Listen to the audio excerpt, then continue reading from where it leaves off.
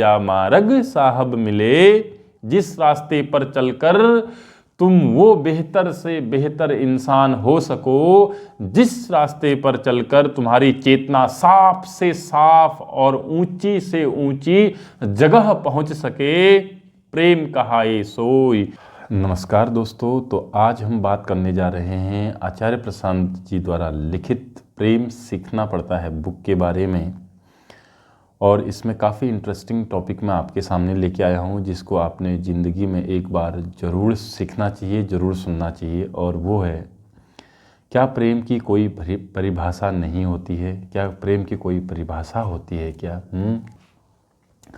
प्रश्नकर्ता कहते हैं, आप बार बार हमारे साधारण और सांसारिक प्रेम को झूठा सिद्ध करने में लगे रहते हैं।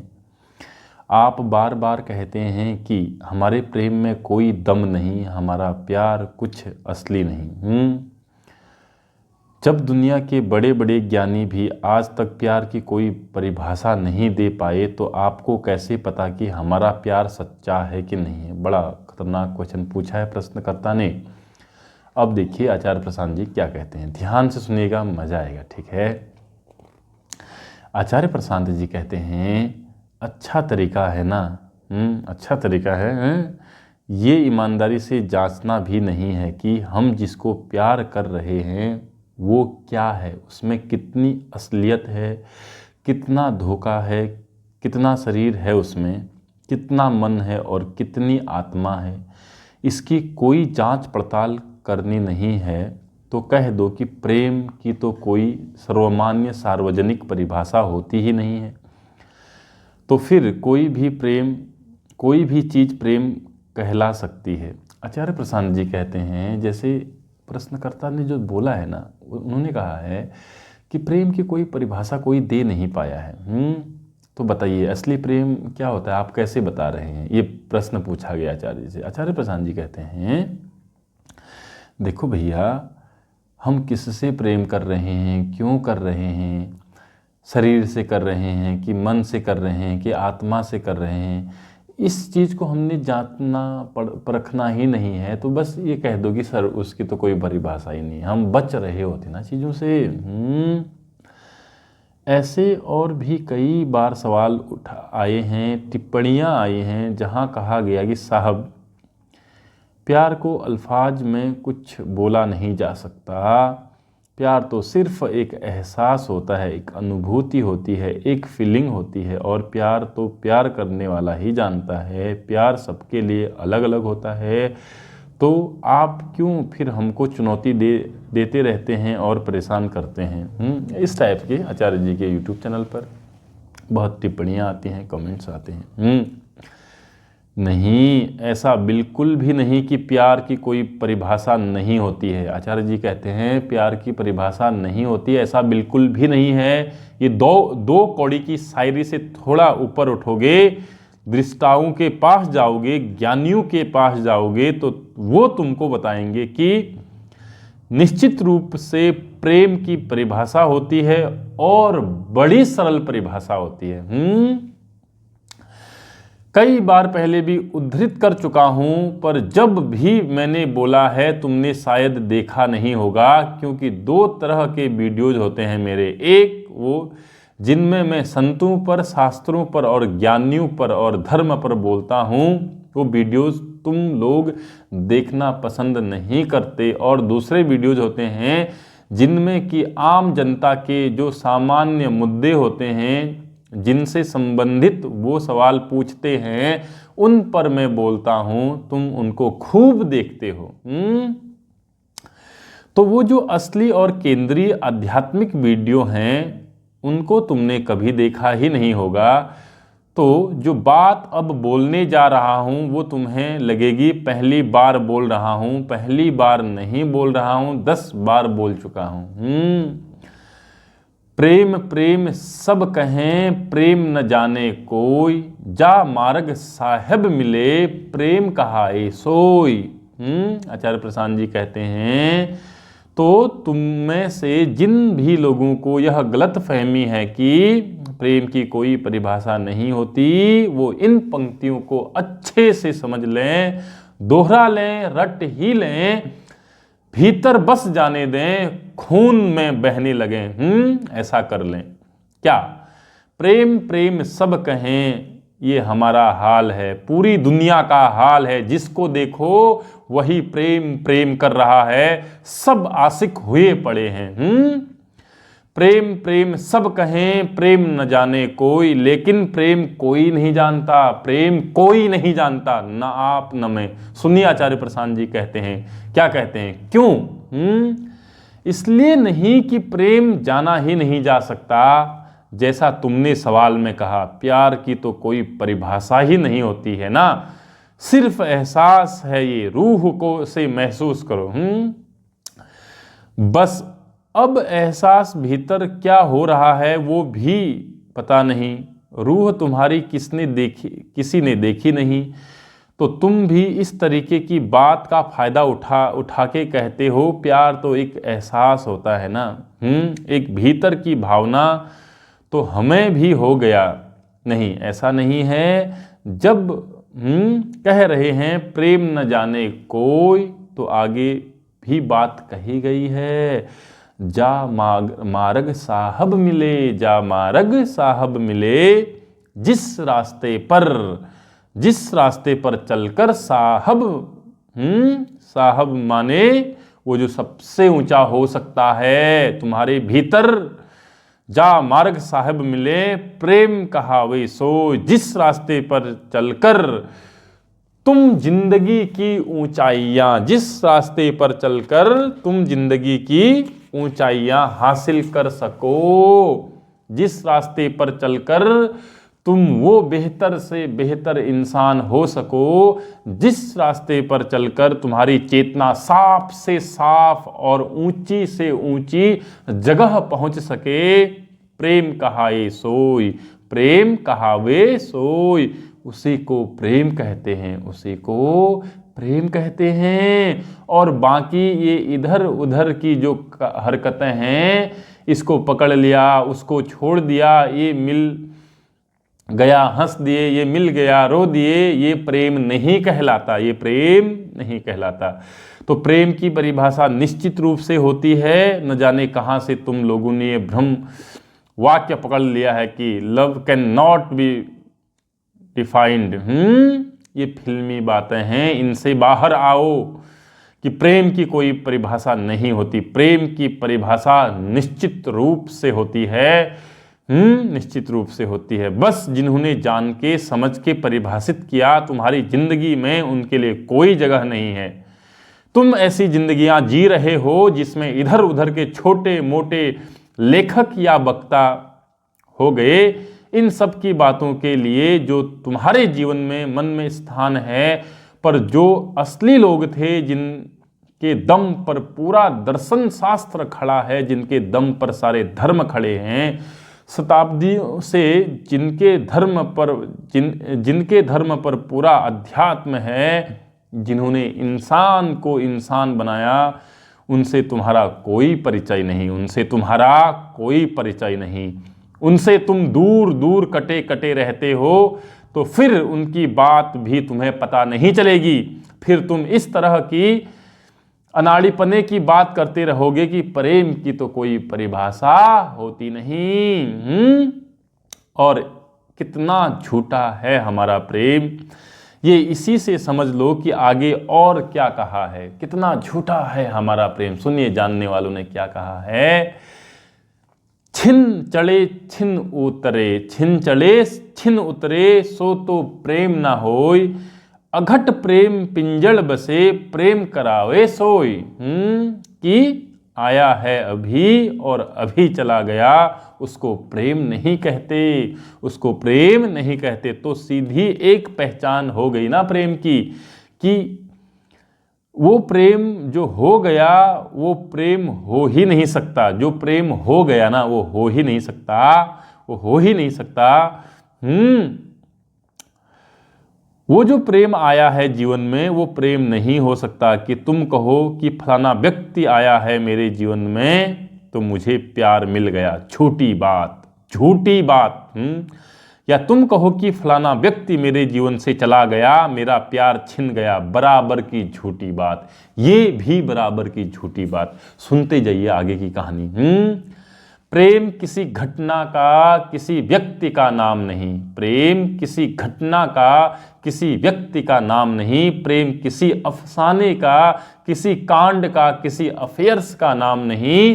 प्रेम तुम्हारी चेतना की मूल तड़प का नाम है। वो हमेशा से है तुम में, इसलिए प्रेम आएगा नहीं, क्योंकि तुम पैदा हुए उस तड़प के साथ हो। जब पैदा ही हुए हो उसके साथ, तो फिर वो बाद में थोड़ी ही तुम्हारे जीवन में प्रवेश करेगा। वो तो पैदा होने के क्षण से ही है। इसी तरीके से मरते समय तक ज्यादातर लोगों में वो तड़प, वो बेचैनी और बची रह जाती है। तो वो लगातार भीतर एक कशिश है लगातार भीतर एक असमंजस की और उहापोस की और संशय की और अविश्राम की स्थिति है। जैसे भीतर कुछ घुटता सा रहता है, भीतर कुछ अपूर्ण है जो कह रहा है कि ठीक से जिया नहीं जा रहा, सांस नहीं आ रही, तकलीफ है भीतर। वो कहलाती है विरह। विरह बोलते हैं ना, वो प्रेम का दूसरा नाम है। वो प्रेम का दूसरा नाम है। सब कुछ जिंदगी में है, फिर भी एक कशिश सी रहती है, एक तड़प सी रहती है, सांस नहीं आ रहा है, तकलीफ है भीतर, वह विरह है। वो प्रेम का दूसरा नाम है। हम सबको कुछ ऐसा चाहिए जो हमें शांत कर दे। हम सबको कुछ ऐसा चाहिए जो हमें एक आखिरी चैन तक, विश्राम तक पहुंचा दे। वो प्रेम है। जा मार्ग साहिब मिले, जा मार्ग साहिब मिले, जिस रास्ते पर चल कर के तुम अंतिम मुक्ति शांति ऊंचाई पालो, उसका नाम प्रेम है। ज्यादातर जो हमारे रास्ते होते हैं, जिनको हम प्रेम का रास्ता कहते हैं, ये तो छोड़ो, उस पे शांति मिलेगी, मुक्ति मिलेगी। तुम्हारे जीवन में अगर थोड़ी बहुत शांति भी होती है तो प्रेम के कारण, प्रेम के कांड करके उसको भी गवा देते हो। सुनिए आचार्य प्रशांत जी क्या कहते हैं। एक जो हमारा ज्यादातर तो जो हमारे रास्ते होते हैं ना प्रेम के, हम जिनको प्रेम का रास्ता कहते हैं, ये तो छोड़ो कि उन पर शांति मिलेगी, मुक्ति मिलेगी। तुम्हारे जीवन में अगर थोड़ी सी भी शांति है तो प्रेम के कांड के कारण वो शांति भी गवा देते हो। एक आम आदमी जिसकी ज़िंदगी में प्रेम कहानियाँ ना हो, वो तो हो सकता है कि तुमको थोड़ा बहुत शांत भी दिख जाए। पर जिसने एक बार किसी एक ऐसी कहानी का श्री गणेश कर लिया, जैसा कहते हैं आम भाषा में कि टाका भिड़ा लिया, वो तुमको शांत दिख जाए, अनुत्तेजित दिख जाए, चुपचाप मौन अपने आप में पूर्ण और ध्यानस्थ दिख जाए, इसकी संभावना बहुत कम है। इसकी संभावना बहुत कम है। इसकी संभावना कम इसलिए है क्योंकि आत्मज्ञान के अभाव में, अध्यात्म के अभाव में हमें कुछ पता नहीं है कि इन मूल शब्दों का अर्थ क्या है। जीवन के बारे में जानकारी मिल रही है फिल्मों से या अपने ही वैसे दोस्तों यारों से या परिवार के लोगों से जो अपने आप में कुछ खास होशियार जानकार नहीं हैं। तो हमें बड़े मौलिक संशय रह जाते हैं, हमें बड़े अंधविश्वास में जीते हैं। हम बड़े अंधविश्वास में जीते हैं। अंधविश्वास यही थोड़ी है कि तुमने कोई जानवर देखा और तुम कहने लग गए कि ये जानवर है ना, ये वो फलाने गांव का कद्दू सिंह है और वो मर करके जानवर बन गया। यही भर थोड़ी ही अंधविश्वास होता है। अंधविश्वास माने कोई भी ऐसी चीज मान लेना जो तुमने समझी ही नहीं है। अब तुम कह रहे हो कि आई एम इन लव, मुझे प्यार हो गया, और बिना जाने तुम ये बोल रहे हो कि मुझे तुम्हें प्यार हो गया। तुम्हें पता भी नहीं कि वास्तव में ये हुआ क्या है भीतर। कुछ तो चल रहा है भीतर ही भीतर, सरसराहट सी मची हुई है तन में, पर कुछ पता नहीं तुमको हुआ क्या है। उसको जाने बिना तुम कह रहे हो कि हमें भी इश्क हो गया। ये भी अंधविश्वास है, बराबर का अंधविश्वास है। और ये अंधविश्वास खूब पढ़े लिखे लोग भी पाल रहे हैं, खूब बुद्धिजीवी लोग भी पाल रहे हैं कि हमें भी प्यार हुआ है। ये सब अंधविश्वास आत्मज्ञान के अभाव में है। देखो, दो तरह के अंधविश्वास होते हैं। एक बाहरी अंधविश्वास, वो भौतिक ज्ञान, सांसारिक ज्ञान, फिजिकल नॉलेज के अभाव में होता है ना, है ना। जैसे कि कोई हो आदिवासी और तुम यहाँ बुला लो शहर में, और वो रहता था शताब्दियों से किसी एक बीहड़ जंगल में, जहाँ किसी तरह की कोई वैज्ञानिक प्रगति खोज कभी हुई नहीं। उसको तुम यहाँ बुला लो, उसके सामने टीवी चला दो और टीवी में आवाज़ आने लगे, उसने पटल चित्र देखने लगे, उसके पटल चित्र दिखने लगे, तो कोई बड़ी बात नहीं कि वो आदिवासी है। वो नाचने लगे, झूमने लगे, या डर जाए, या टीवी को ही प्रणाम करना शुरू कर दे। तो ये तो अंधविश्वास है। उसको लग रहा है कि टीवी के भीतर कोई बैठा है जो गाना गा रहा है। उसके सामने तुम रेडियो रख दो और रेडियो से गाना आ रहा है, तो वो घूम करके रेडियो के पीछे जाएगा। उसको लगेगा कि रेडियो के पीछे कोई बैठ के गाना गा रहा होगा। और जब उसे रेडियो के पीछे कोई दिखाई नहीं देगा तो कह सकता है कि रेडियो को अपना कोई देवता इत्यादि घोषित कर दे, हो सकता है। ये अंधविश्वास है, क्योंकि उसे सांसारिक ज्ञान नहीं है।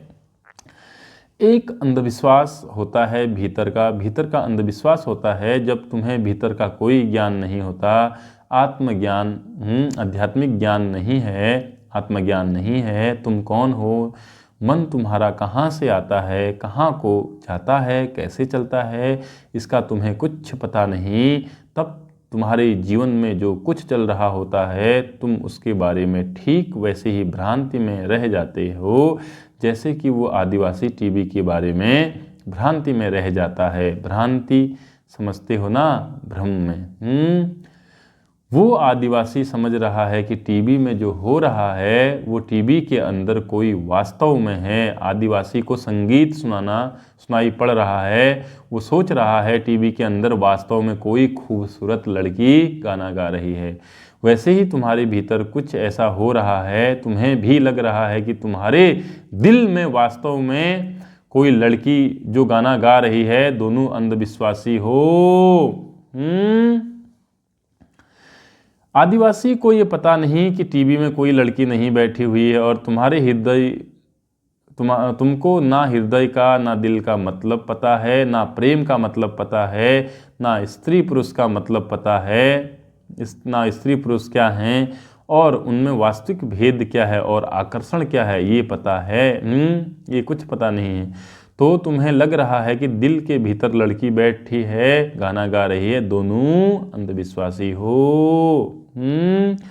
बाहर का अंधविश्वास मिटाने के लिए बहुत सारे विश्वविद्यालय हैं और संस्थाएं हैं, और विज्ञान ने खूब तरक्की कर ली है, अच्छी बात है, और बाहरी अंधविश्वास मिट रहा है।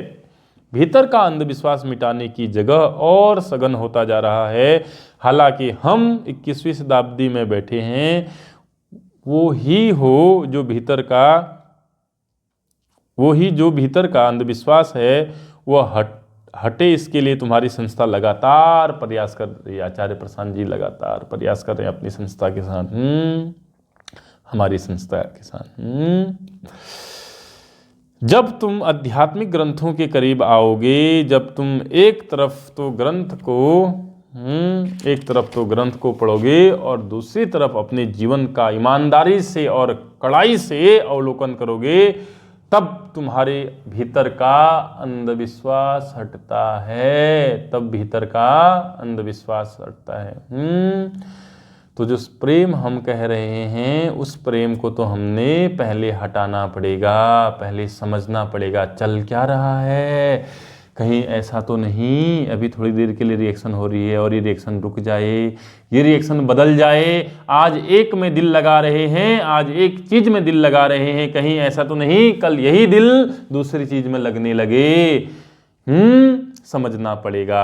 आज जो केमिकल रिएक्शन एक चीज को देख के हो रही है, कहीं केमिकल रिएक्शन वही कल दूसरी चीज को देख के तो नहीं, कहीं केवल बाहरी चीजों का प्रभाव तो नहीं जिसको हम प्रेम बोल रहे हैं। समझना पड़ेगा, समझना पड़ेगा, नहीं तो जिंदगी बर्बाद दुख में काटनी पड़ेगी, नहीं तो जिंदगी दुख में काटनी पड़ेगी। पढ़िए इस बुक को, प्रेम सीखना पड़ता है, पढ़िए इस बुक को, पढ़िए।